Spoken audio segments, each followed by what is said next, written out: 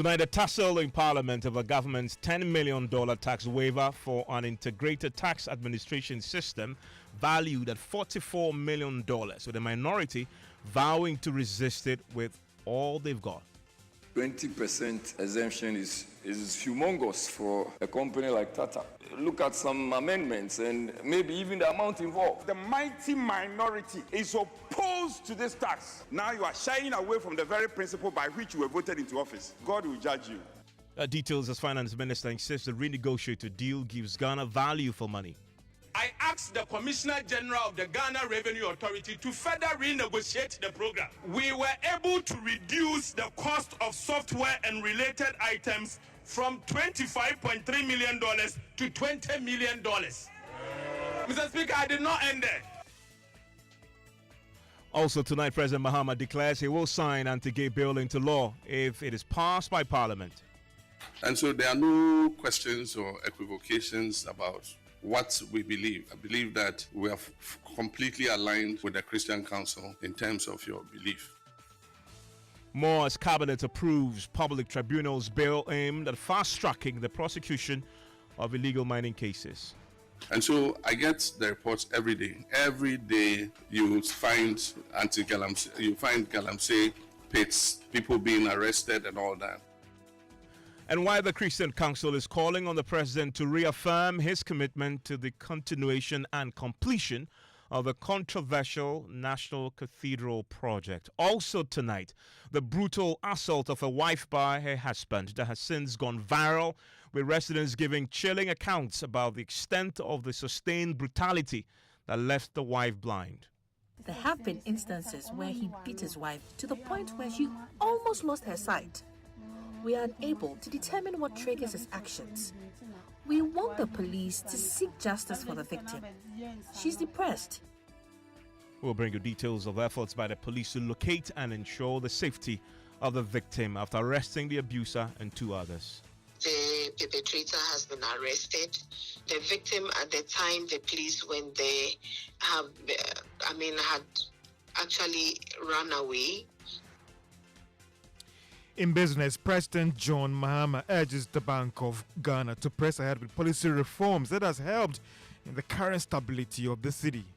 And in sports, Black Stars boss Otuado Bimon's missed chances in defeat to South Korea. I'll take your views and comments here on News 9055111197. And we start tonight from Parliament, where a tussle has erupted over government's $10 million tax waiver for an integrated tax administration system valued at $44 million. And this has intensified today as Parliament began debating the 2026 budget. The MPP minority is vowing to resist it with all they've got. The value of the tax retention is on a $44 million contract the Ghana Revenue Authority has awarded to Tata Consultancy Services to implement an integrated tax administration system to boost GRA's revenue collection. The minority and CSOs at the time in 2024, when the contract was first signed, raised questions about the sole sourcing and apparent disregard for value for money. Today, the contract is back to the floor of Parliament as government pushes for approval, which includes a $10 million tax waiver for the company. Now, listening to Chairman of the Finance Committee, Isaac Adongo, lay the deal before the House. Mr. Speaker, the object of this agreement is to enable the Ministry of Finance implement an integrated tax assessment system, administration system, using the services of Tata Consultancy Services. Mr. Speaker, this agreement was signed in 2024. The ministry inherited it, but at the time the ministry inherited it, the IMF, having looked at the agreement and having looked at the services that Tata Services was going to provide, had decided that it was so crucial to the implementation on the ongoing program, and therefore made it a structural benchmark.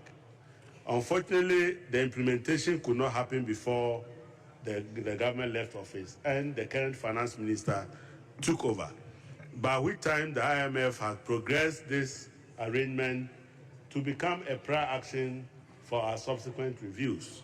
As a result, the minister has come to us to seek approval for one, the master agreement, and 2, the withholding taxes of 10.46 million, so that they can go ahead and implement the program. Mr. Speaker, the committee therefore recommends to this House to adopt the report and grant the Minister the permission to proceed with this agreement. Mr. Speaker, I so move. So with that was laid, and then the controversy started. I want to bring in James Aveji, he's a parliamentary correspondent. James, the minority mounted a strong pushback. What are their reasons? Well, Evans, as expected, this sparked a huge debate between the two sides of the House. You recall the saga that surrounded the $400 million tax waiver saga that in the last hours of the previous government, where they were compelled to go and beat that number down to about $300 million. That was referenced on the day. For instance, the second deputy minority whip, Ahmed Shai, believes that this deal must be renegotiated. But the minority whip himself, Frank Anodompe, revealed that the approval by the Finance Committee, the report which came to the House, was done by a majority decision, and that they, the minority side, had stayed away from that reference to the floor of the House. It then delved into the politics of the matter, saying that he is surprised that this government is bringing such a tax waiver to Parliament for approval, especially when they, on the other side, some few months ago, vehemently rejected similar waivers, especially in the $400 million waiver. 20% exemption is humongous for a company like Tata. I think that does not provide us a level playing field against the backdrop that we know that this is a tax on account. The government is granting Tata an exemption of the withholding tax of 20%. Mr. Speaker, they have the wherewithal, they have the capacity, they have the resources. So this is something that I think that to a larger extent is not a bad step, but the company in perspective, the company that we are looking at, it's not a company that is now wobbling. It's a company that is already on its feet and has the resources. What are we doing to other businesses who are not in the same position to, as it were, compete with them? Mr. Speaker, I think that we should have a real look at this and see if we can still look at some amendments and maybe even the amount involved.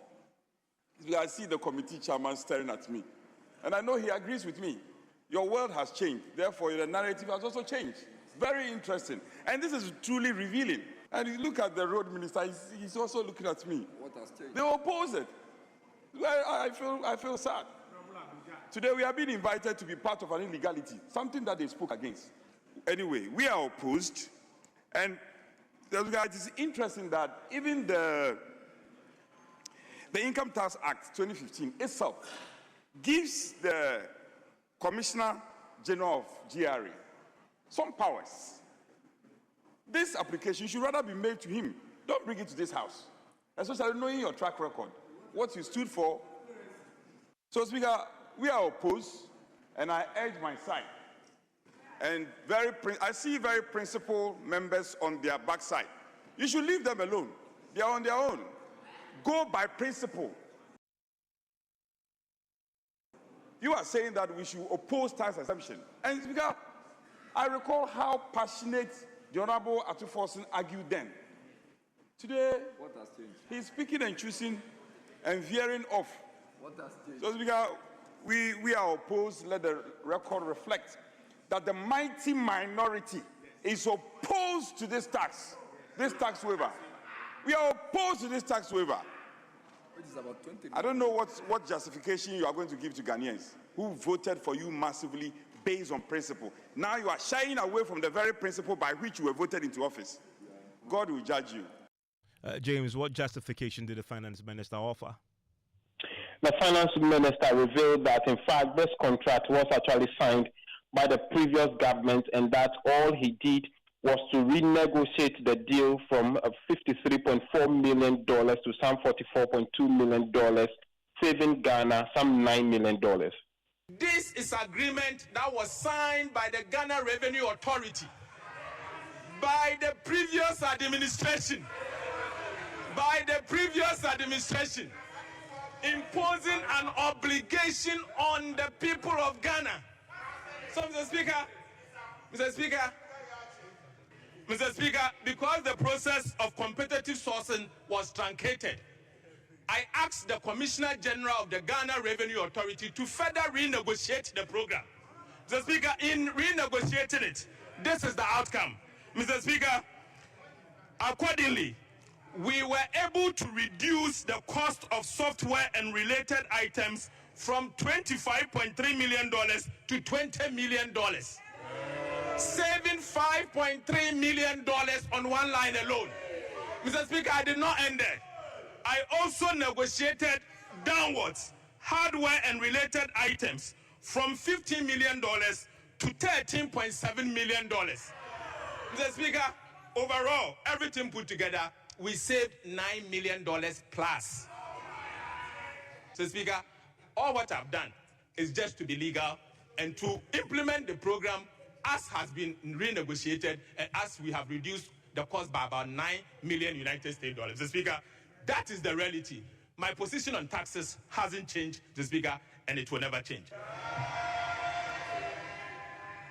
Well, let's stay in Parliament, where the MPP minority's moral authority to criticize government's 2026 budget is tonight under attack. Parliament today began debating the budget, with the majority side mincing no words in dismissing what they consider to be the MPP's audacity to question the budget. The Finance Minister, you recall, Dr. Kenneth, who you just heard there, delivered the 2026 budget statement and economic policy last week to Parliament, including government's plans to spend some 302 billion cedis. Now, Chairman of the Finance Committee, Dr. Isaac Adongo, did not hold back when he opened the debate. In 2026, the inflation that you are seeing will begin to behave again. Mr. Speaker, interest rates are going to behave. Mr. Speaker, the exchange rate will behave, because the people who are managing them are themselves behaving. And when you behave, the economic variables cannot misbehave. We were in a country where for 8 years, because of recklessness and lack of behavior on the part of those managing the economy, all that the variables knew was to misbehave. So inflation was misbehaving at 54%. Today, inflation is behaving because we are asking inflation stay within the medium-term band of 8% plus or minus 2, and they will continue to behave in 2026. Interest rates are behaving. Now we are able to lend and borrow at 14%. We will continue to make sure that interest rate behave around that figure. Mr. Speaker, the exchange rate has behaved. Everybody knows that. That today the exchange rate fears to go anywhere near 12 cedis, not to talk about 17 cedis. It will continue to behave under the new arrangement that we are putting together in 2026. Our fire service, which is almost moribund, go there and see our fire tenders. They are not functioning. When you have a fire outbreak, it is better to look for a bucket than to be calling the fire service. Because when you call the fire service, they will come and join you to watch the fire burn, because they don't have capacity. We are procuring more fire tenders so that our firemen will fight fire instead of watching fire. And that is what we are doing for our firemen. Mr. Speaker, we are collaborating with the private sector. We are collaborating with the private sector to ensure that in 2026, we put together a framework that allows the fire service, together with the private sector, to begin to develop capacity for our high-rise buildings that are coming up. Imagine somebody is on the 18th floor of the Bank of Ghana office, and there's a fire outbreak there. What will happen to them? We want to be able to provide that capacity so that we can fight fire on our high-rise buildings that are emerging in the airport city and all over the place. So that is the work that we are going to do. Mr. Speaker. Well, James is still on. And James, very quickly, the chair who we just had there also been talking about some issues relating to borrowing under the previous government. Yes, Evan. So it was on that basis to criticize the government's inability to manage the city. He said last year alone, the previous government borrowed up to $60 billion, but failed to manage the city, where it depreciated to about 17 Ghana cedis at a point. But the minority had a strong pushback. The former Deputy Minister for Finance, Abina Osei-Asari, did not only reject the assertions, but also question government's commitment on its own 24-hour economy policy and the fight against galamsey, where she said they allocated a combined of 250 million Ghana cedis only to this huge project. Where is the 24-hour economy you promised us? You promised Ghanaians 1 job, 3 people, 3 shifts. You promised Ghanaians 1 job, 3 people, 3 shifts. Where is it? Clearly, Mr. Speaker, when you look at the funding in the budget, on one page it says 90 million, on another page it says 110 million. So this is what I'm speaking to. Even the numbers in the budget are not adding up. Mr. Speaker, if this is dear to your heart and the theme of your budget is growth, jobs and economic transformation, and the 24-hour economy which says 1 job, 3 people, 3 shifts, you are putting just 110 million or 90 million, then clearly you are just speaking to it and not actually making sure that it happens. Mr. Speaker, in this same budget, paragraph 1009, the minister said that the devastation caused by illegal mining has gone far beyond economics. It threatens our survival. That is what the minister said. It threatens our survival. So, Mr. Speaker, if something threatens your survival, what are you supposed to do? You are supposed to fight it to make sure you survive. I want to bring in Foucault Chenebois, who is a deputy ranking on the Economic Committee in Parliament, joins us on the line right now. Mr. Foucault, thanks for your time here on Newsnight. I believe we've lost him there, and still live here on Newsnight. It's on Joy 99.7 FM. And I will take you pretty shortly to the Jubilee House, where the president has been talking about what he will do if Parliament ever passes that controversial anti-LGBTQ bill. Foucault Chenebois is back on the line. Hello, Foucault. Thanks for your time here on Newsnight. Yeah, good evening. Thanks for having me. Today, the minority, you guys were very firm on this $10 million tax waiver for the integrated tax administration system that was going to go to Tata Consultancy Services. We've heard from the finance minister on the floor responding to you that this is a contract that you guys signed, and he simply inherited it from your end. I can't speak much about what was signed. By my government. Honestly, I don't want to comment on something I'm not fully updated. But I know this particular subject has been to the finance committee, and it was deliberated fully on. So what subsequently came to the floor definitely has been debated, at length at the finance committee. But you had a finance minister there. Did he convince you? I'd say yes. There are pros and cons to this. Okay, there are pros and cons to this, and at the end of the day, majority will carry the day. So, that's how it goes. They have the majority now, and you're limited in terms of your act or your push, and that is what it is. You must certainly applaud him, considering that he has negotiated this contract that he inherited, saving the country $9 million.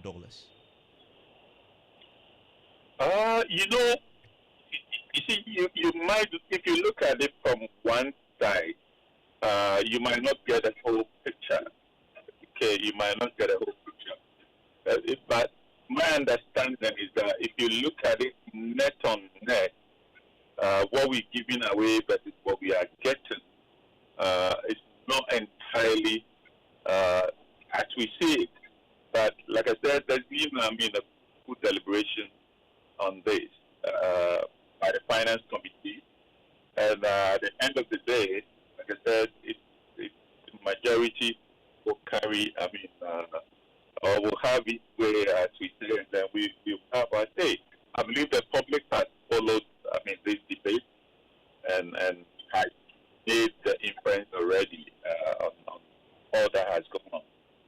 And very quickly on the budget itself, the debate started today. I believe it may come down to a vote.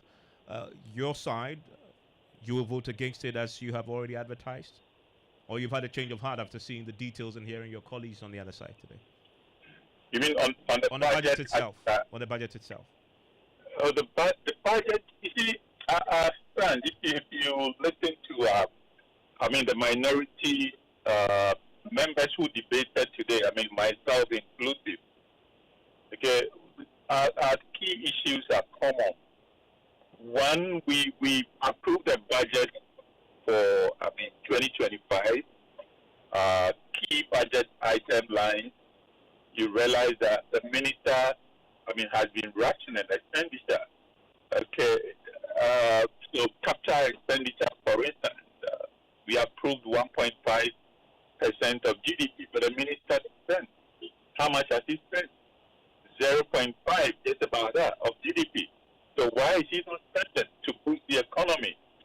Okay, if you decide to applaud yourself for rolling out or ensuring fiscal discipline. Fiscal discipline doesn't mean don't spend when a budget has been approved for you and when you have critical expenditure lines to support the economy. It doesn't mean don't spend. So that is one key item. The other one is, you see, the government promised the people of this country several economic transformation programs. Why has it been so slow in rolling out these programs? And some of the programs, actually, now we don't hear of them again. Okay, we don't hear of them again. It's like quietly they are dropping them. But I believe Ghanaians, especially the youth of this country, they will have questions, to pose to the government. Because they assured them, and they've been anticipating. They've been anticipating to have jobs. This 133 job shift system for the 24-hour economy. 24-hour economy, how much was allocated? In the budget statement, the minister said 110 or 7 million, but if you look at the notes, it's actually 90 million, of which 70 million is for goods and services. So it's like gradually and quietly these programs are going out. Okay, and we had to remind Ghanaians, we had to ask questions that why is it so? Okay, so it's not spending, programs are dropping out. How do you turn the economy around? Okay, the economy is up to, we need to move away from this reliance on commodities. Okay, we need to look at innovation. Innovation is key. What support are we giving to our tertiary institutions that undertake research that will come up with innovations that will provide local solutions to our issues? There was no budget line for innovation. No budget line. And just briefly on that fundamental question that the chair of the committee, Adongo, raised today, the questioning your moral authority, the MPP's moral authority to question the 2026 budget, considering that you delivered the worst economy in recent history, inflation we've never seen before in a generation, DDEP wiping out pensioners' funds, etc. He questions your moral authority. You accept that? No, my brother. I mean, Ghanaians, they don't forget easily. Listen, the economy today, I give a trajectory of economic growth for the past 10 years. And you will see that during the 8 years of Nanado's government, the economy really grew well, except during the COVID period, which was not peculiar to Ghana. Okay, other than that, the economy grew well. If you look I've had always taking refuge in COVID, but you know that Ghana was not the only country that suffered COVID. Are you hearing me? Loud and clear. Yeah. If you look at the S&P report, okay, which the government has been touting itself because it has upgraded our rating for long term to B minus and short term to B. Okay, if you look at it, it says the stability, so-called, or the fiscal discipline that we see now. It says a few things. First, it said Ghana has benefited from its commodities, and it mentioned gold and cocoa that are doing well, okay? And that has given us a higher buffer in terms of international reserves that has supported our currency and by extension, reducing inflation. So this stability of the city, inflation that is coming down, what role really has the government played? Okay, well, the prudent, the already. finance minister makes a point, prudent financial government policies. And you make the point about commodity prices going up. You mentioned COVID. During the COVID period, cumulatively, your government got more international donor support and funding than the IMF program combined. And yet, we still found ourselves in the ditch we found ourselves in. No, yeah. My brother, look, during COVID period, yes, we got support. But don't forget, during COVID, we had to do a lot of social interventions. And we had to invest in the economy to turn things around. When you have a downturn to that level, okay, which happened across the world, you need to invest in the economy to turn it around. And that is exactly what we did. Okay.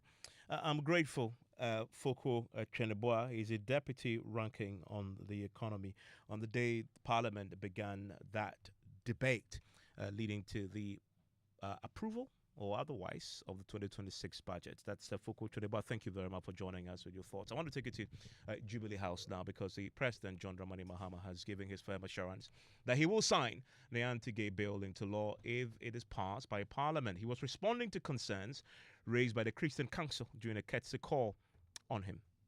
With regards to the Family Values Bill, you are all aware what happened the last time during the past administration. There was a legal tussle, and somebody filed an injunction against Parliament to injunct the Speaker from forwarding the bill to the President for assent. And so the situation is that the bill was never submitted to the President for assent. So it was not submitted, and the President did not assent. And by the Constitution, any bill that is not assented to by the President before the expiration of the life of Parliament expires. And so it means that the bill has to be relayed in the House. The Speaker has given notice that he will allow it to be relayed. But if you want the position of my government, marriage is between man and woman.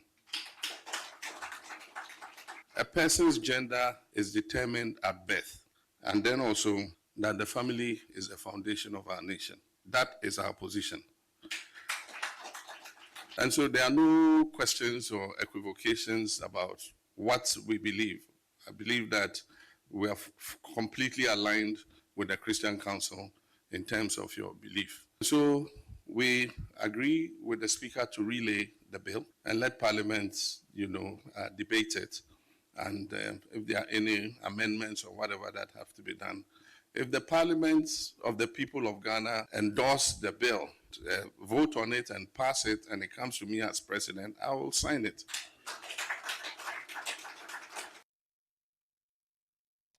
Well, also before the President was a National Cathedral. In fact, the Christian Council placed it before him. Listen to the Vice Chairman of the Council, Enoch Thompson. Advocacy for the construction of the National Cathedral. Your Excellency, the Christian Council of Ghana continues to affirm its belief in the vision and necessity of a national cathedral as a unifying symbol of faith, gratitude to God, and moral renewal for our nation. While we are aware of the prevailing economic difficulties, we believe that the cathedral's completion under a transparent, accountable, and inclusive framework would serve as a spiritual and cultural landmark for generations to come. We therefore humbly recommend Your Excellency the following three things. that government reaffirms its commitment to the project, to its continuation and completion, ensuring transparency in financial administration. 2, that a broad-based funding structure involving churches, the private sector, international partners be developed to reduce the fiscal pressure on the state. And 3, that the cathedral be positioned as a national interdenominational project that fosters unity among our people. Maxwell is our presidential correspondent. Maxwell, how did the president respond to this? Well, Evans, he says as a Christian, he supports the idea of building a place of worship for God. He explained that he has personally contributed as a key fundraiser for the construction of his own church and then 10 rural temples, for the Assemblies of God in various villages, with support from different individuals. But says a forensic audit into the project must be completed before consultations on the next step for the project will be done. The National Cathedral Board of Trustees ordered an audit into the accounts of the National Cathedral. The audit was published, and there were some issues that bubbled out of the audit. But there are two kinds of audit. There's a normal audit that you yourself choose your auditor and ask him to come and audit you. And then he audits and presents the report to you. There's that kind of auditor. Then there's the auditor who is asked to come and do a forensic audit. And so we got a copy of the audit that had been commissioned by the Board of Trustees. And as president, I directed that a forensic audit be conducted. We want to know what happened. Before we go forward, we must know what happened. And so we're waiting for the report of the forensic audit. Once that forensic audit has been done, then we can decide what the way forward is. I am a Christian, and I believe that building a house where we can worship God is a good thing. I contributed as one of the chief fundraisers for my own Assemblies of God church building where I worship at Ringway Gospel Center. And I built 10 rural, we call them temples, in 10 villages for the Assemblies of God church. Of course, I solicited support from different people. And we built them. They have quarters for the pastor. He's got his bedroom, he's got his kitchen, he's got his living room. And then we have the church hall that can seat up to about 150 people. And so I do believe in building, an interdenominational place where we can worship. But it must be done in consultation with all of us. All of us must decide, how we want to do it, what the scope is, and how much it should cost. I believe that at this time and age, with all the problems we have, $400 million to build a cathedral is excessive. I know Nigeria have built an ecumenical center, and I've been there. It's a decent, beautiful place. And they built it for $40 million. And so maybe some of the things are excessive. Let's find somewhere, all of us, on National Day of Thanksgiving and Worship, we can all go there and worship God and thank Him for what He has done for us. And so when that forensic audit is over, our intention is to have a broad-based consultation with the Christian community to see how we can build a place that is decent for us to worship. And so when the time comes, we'll do that consultation. And that is President John Mahama speaking there about the National Cathedral. I want to bring in Chairman for the Advocate for Christ Ghana, Adam Senanu, joins us now. Also joining me is Kwasafwa, is one of the sponsors of the anti-LGBTQ bill, also joins me right now. Adam, let me start with you. You've heard the president. You must be preparing to sleep easy tonight, because there's all this confusion about what he will do and what he won't do. He's put that to bed tonight, has he not? Well, yes, it probably is the most assertive and firm articulation of his convictions and what he's ready to do that we've heard so far. So it's a good thing, even though not to stir up controversy. I have never actually accepted the view that the bill died with the previous parliament. I have not found any legal framework or constitutional basis for that. And I've always felt that at some point we may need to test this in a court. But, I mean, granted, the Speaker says they should lay it again. Well, if they're able to get through that route and the President will assent, it's good news for us. Vincent Akosafo joins me as MP for Otafo. He's one of the sponsors of the bill. Echo, very quickly, you've heard the President today. He is very emphatic, no ifs, no buts. If Parliament passes it, he signs it. Your reaction? Well, I don't know whether we should believe in the President. The commitment or the promise that he gave to the people of Ghana in the build-up to the 2024 election was not about if Parliament passes it. In fact, when he stood on the grounds of Kane Westy, where all these pastors and Catholic priests and all those people were, he was very firm on his commitment that he's going to ensure that this bill is passed. He has every power with the numbers that he has in Parliament to even, as it were, assume the responsibility of bringing this bill under a certificate of urgency and pass it within a day or two at a time. But can So he, though, because it's I do not think that it's a private member's bill. Can he take it over with another certificate of agency? Of course he can, but that's what I'm saying, that I mean, if it's a matter that is of public importance to him, or if it's a matter that is of utmost importance to him, then he can quickly say that we are bringing a bill that within 3 or 4 days we can make sure that it is passed. Having said that, even the PMB, that is a private member's bill that is before Parliament, it can be facilitated as early as possible by the majority leader, who is the leader of government business in the chamber of the House. So I am saying that it is not a promise that came from Parliament for him to say that when Parliament passes it, because prior to the 2024 elections, it was a promise from him. And after the 2024 election, when he met the Ghana Catholic Bishops Conference, it was also a promise from him that he is going to ensure that this bill is passed.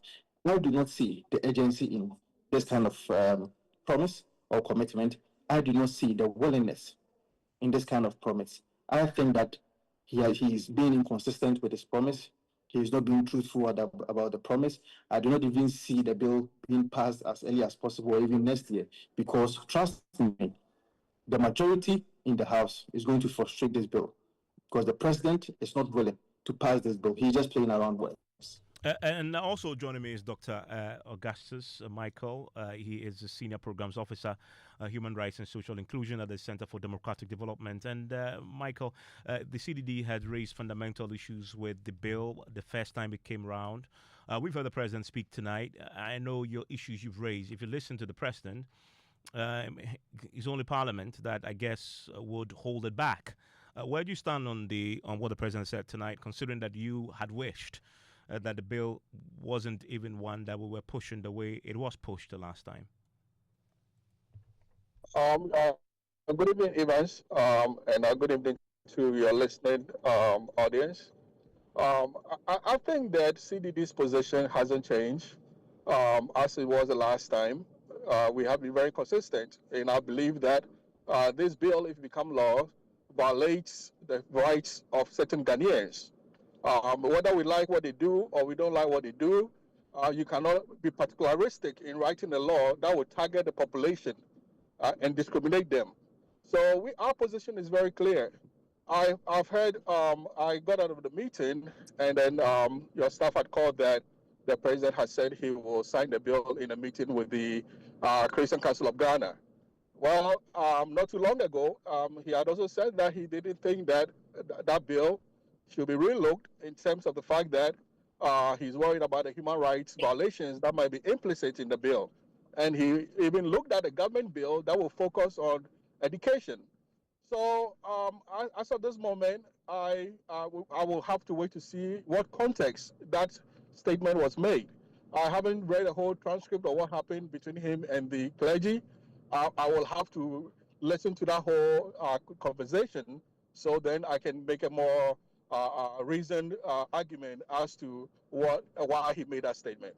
Thank you very much, Dr. Michael Augustus. He's a Senior Programs Officer, Human Rights and Social Inclusion at CDD. You had Vincent Akosafo, he's the MP for Otafo and Chairman for Advocate for Christ Ghana, Adam Senano. Guess who's joining me right now with the latest from the world of business, George Weafe. And once George is done, I'll have the very latest for you on that very chilling story of this husband who brutalized the wife while naked. And we're hearing from residents who live with them tell us that it was so brutal at one time that the lady nearly went blind. George, you've seen that video. First, I didn't want to believe it, until later I realized that it wasn't fake, it was real. And it's interesting how the police have acted quickly, to deal with this issue. They're not looking for the wife so they can give her protection. I hope we won't have the family come in and say they won't settle this in the house. Yeah. We'll follow this very closely. Well, what do you have in the headline? Well, it's coming up. President John Mahama urges Bank of Ghana Governor Dr. Johnson Isiema to press ahead with policy measures that has resulted in the city's current stability and Ghana's economy to reach the upper middle income country status by the end of this year, a move that could come with some real challenges for the country in terms of donor support. The business news on Newsnight is brought to you by MTN Business. Welcome to the new world of business. Kingdom Books and Stationery, your number one stop shop for all your office essentials, Synthesis tanks and Pepsodent Herbal and Charcoal. You're welcome back to Business on Newsnight. Now, President John Mahama has charged the Bank of Ghana Governor Dr. Johnson Isiema to press ahead with policy measures that has helped in stabilizing the Ghana city over the past months. The local currency has recovered strongly since the third quarter of this year, appreciating pegged now at more than 30%. Now, speaking at the City at 60 celebration program in Accra, the development has gone a long way to aid the current stability of the economy. And it's my hope that you keep whatever you're doing to make sure that we don't have excess liquidity. All those words you people have, open market operations, whatever those your technical jargons are, whatever you're doing, continue doing so that the city is respected. And so the city symbolizes our national aspiration to govern our own affairs, regulate our markets, and stand shoulder to shoulder with other nations in managing our own monetary destinies. Over 60 years now, the city has anchored the conduct of our monetary policy. It has shaped the expectations of households and businesses.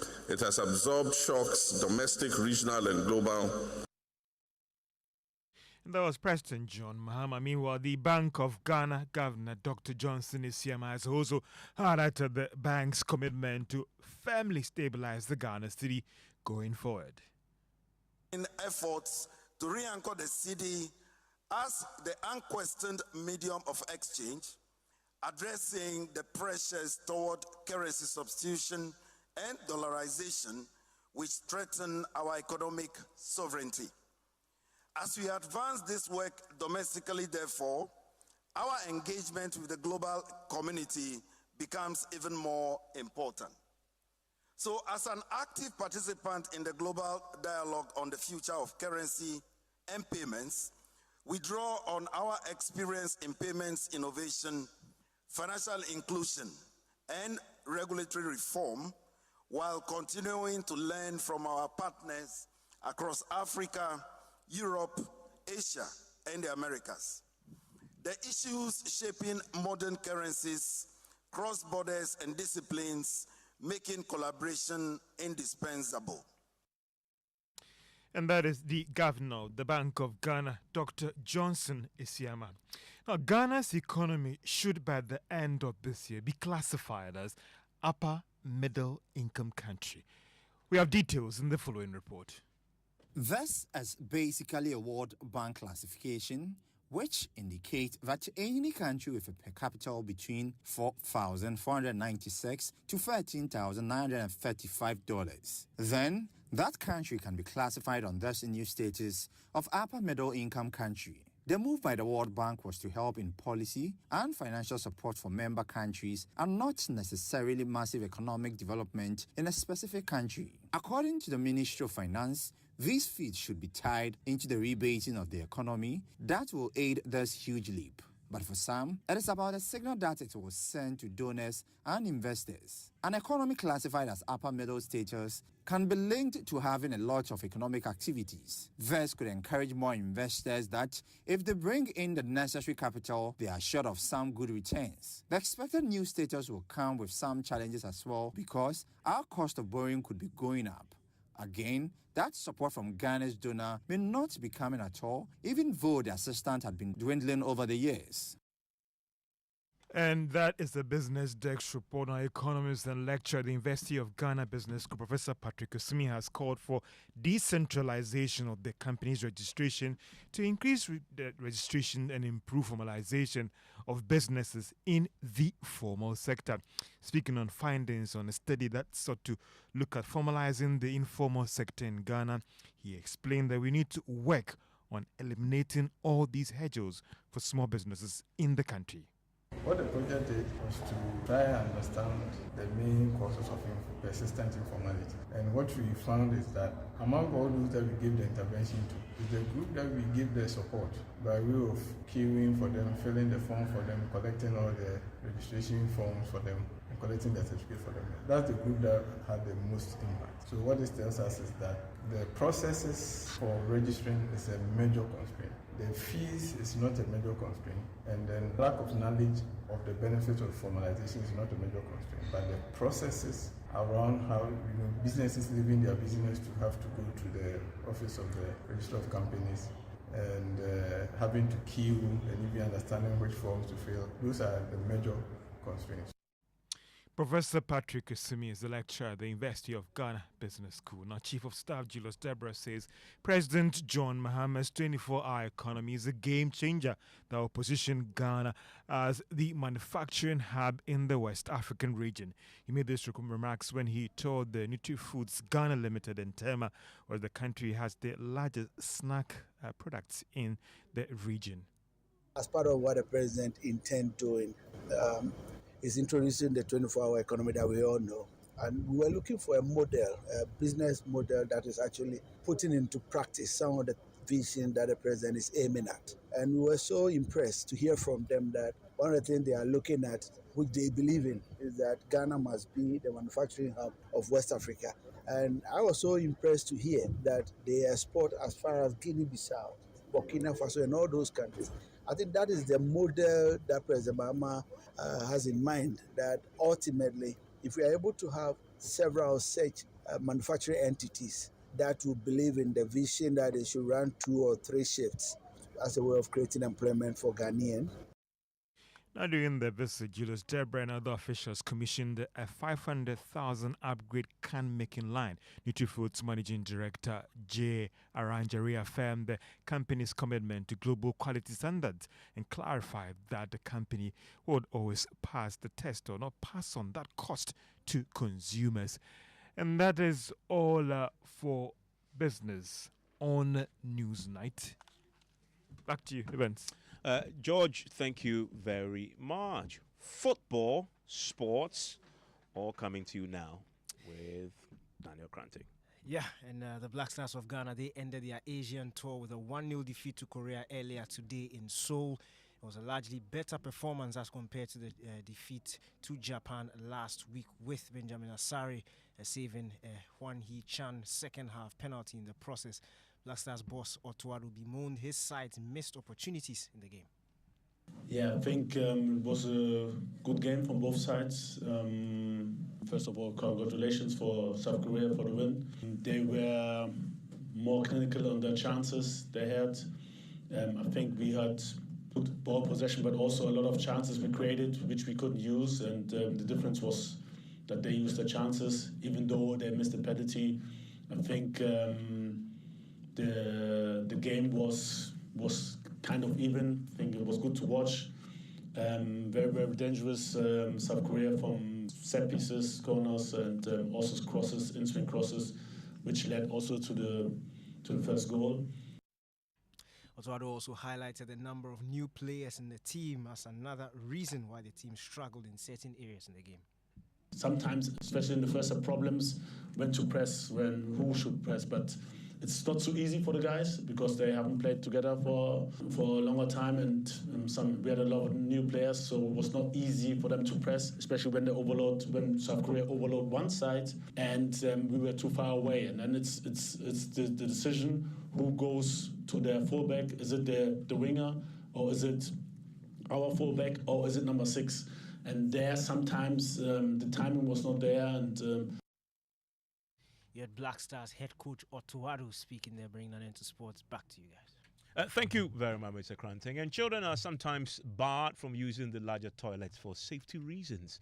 The chamber pot and other plastics often serve as convenient means for the kids to relish the comfort of tending to nature's call. But Latus Home is bringing an Italian-made toilet facility suitable for your kids to the Republic Bank Luv FM Habitat Fair.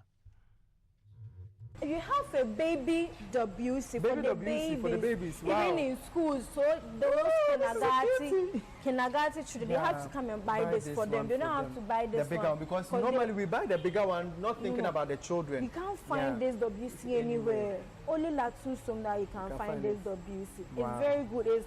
The brand is Hydrobano WC. Okay.